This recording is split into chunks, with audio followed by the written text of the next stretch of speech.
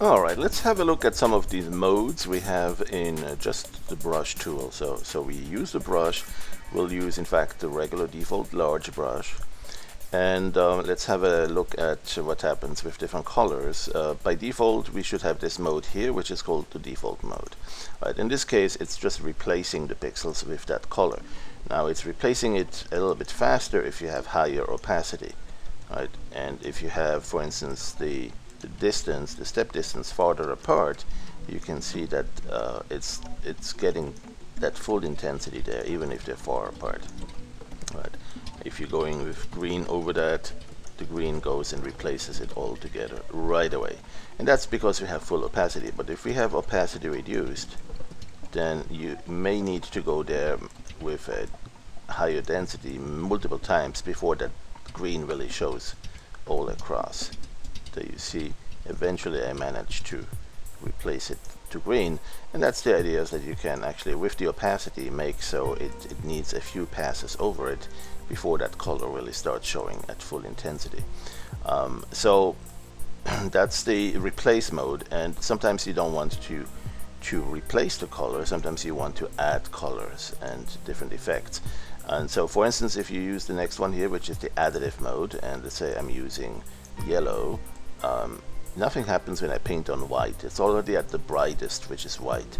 But if I add yellow to something like blue, it gets to that white as well. Green will gradually get there too. So you can see that it's an additive effect, and that's something that you see quite often when that's really useful when you're doing space art and you want some stars and nebula in the background, and you want to basically add them on top of the dark background. So you would erase to black initially perhaps, and then you can paint your nebula on top and gradually get them to full brightness. Of course you would use a different shape. This shape here, this little blobby round circle shape, is not appropriate for that. But let's go back to the other modes, subtractive.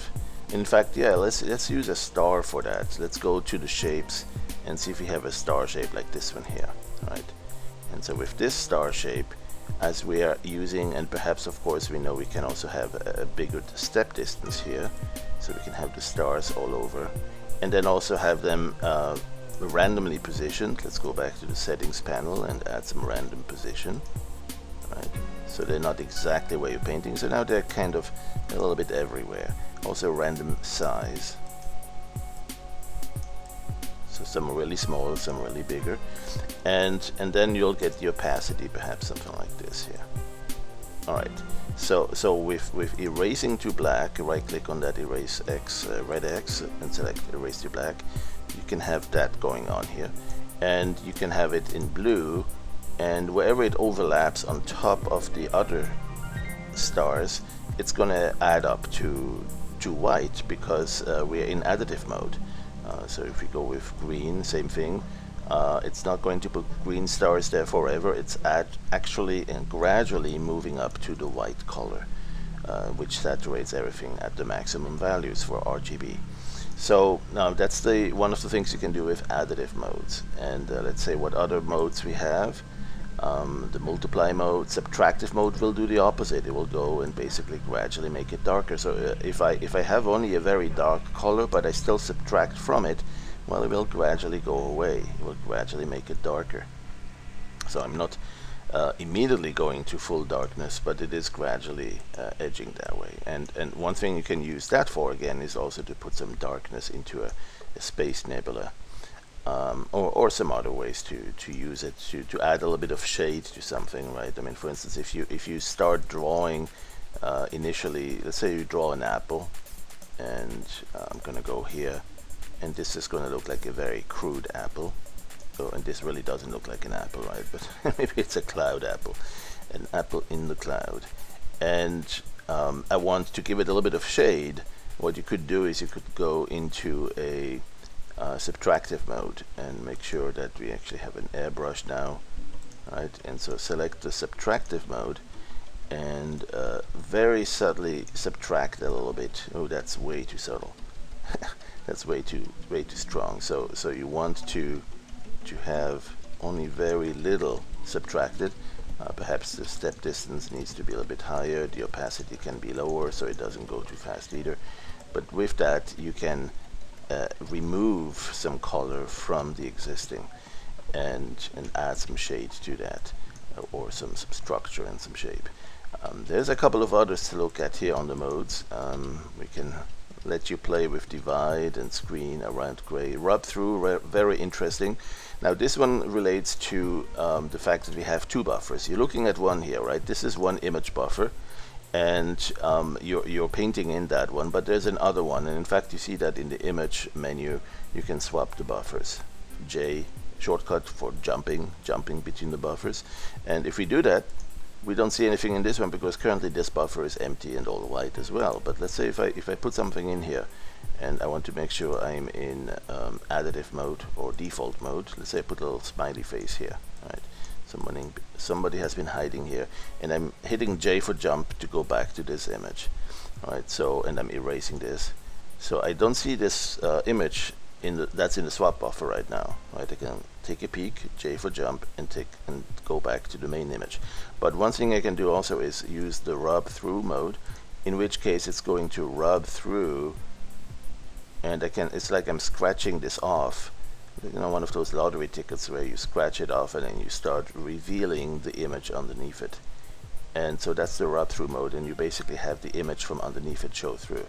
So how can you use that? You know, for instance, one thing you could do is you could have erased it, not to just explain, but maybe you use a filter to erase, oh, I don't know, let's go render a wood grain, or what do we want, Mandelbrot, checkerboard. Let's use a checkerboard, or dread plating, yeah, something like this, right?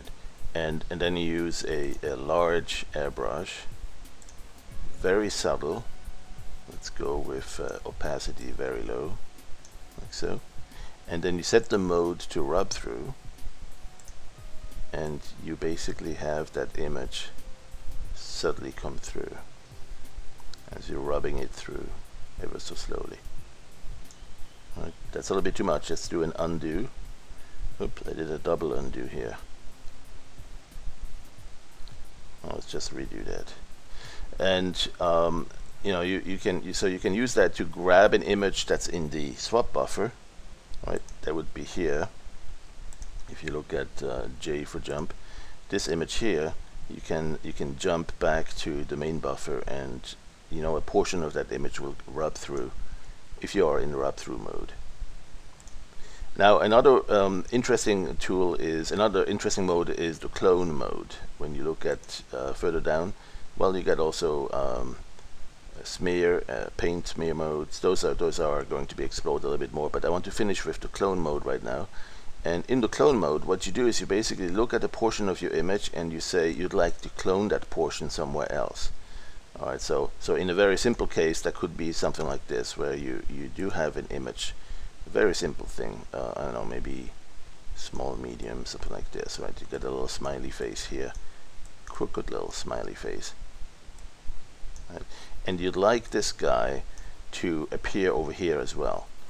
And it may be a very difficult shape to just you know, repaint. And so what you could do is simply use the let's use a larger brush, perhaps like this, right? But instead of painting it, and that's not going to work, right? What we'll do is we'll use the clone mode. In clone mode, you start initially by saying what you want to clone and dragging over how far you want to clone it over. So, and you do that with the Alt key down. So you press and hold the Alt key, and then you say click here, drag, and go about here. As you release, it shows you a vector that shows how far the shift will go, and then you can let go of the Alt key, right? And now you can simply paint here, and the image is being reproduced at this new position. Now, not just the image, really everything that's around here, right? So for instance, if I actually start with something like what was that initial thing with the dread plating here, right? If I start with that, perhaps a little bit bigger, something like so. Perhaps I'm also adding some convolution, color embossing to that. Yeah, let's go full embossing. There you go. And I want a portion of this to be replicated over here. Right? See this very white area here, right? Let me highlight it quickly. Right, this area here, that's too small, let's give it a larger brush. This area here, I'd like to have this bright spot kind of replicated in this area here as well. So what I can do is I can use the clone tool for that, the clone mode of the brush. Get something like the airbrush, so it's got a little bit soft edges, and set the mode to clone. And then let's go here and press Alt, and then click and drag from here to here. Let go. You see the vector. Let's let go of the Alt key, and now I can simply paint it over here, and it's cloning. The area that's over here is being cloned over there. Now that looks a little bit ugly here in this case because it's introducing very high contrast white to dark, but that's basically what I am asking to do here. If I wanted a little bit transitional, you know, not a sudden change here along this side, what I would do is I would use perhaps a bigger size and especially a reduced opacity on that, so I can introduce you know, the cloning to, or maybe here with a bigger step distance, to do only a little bit of cloning, and that allows me to do a transition as well. So then you might get it to a point where you don't actually see the transition.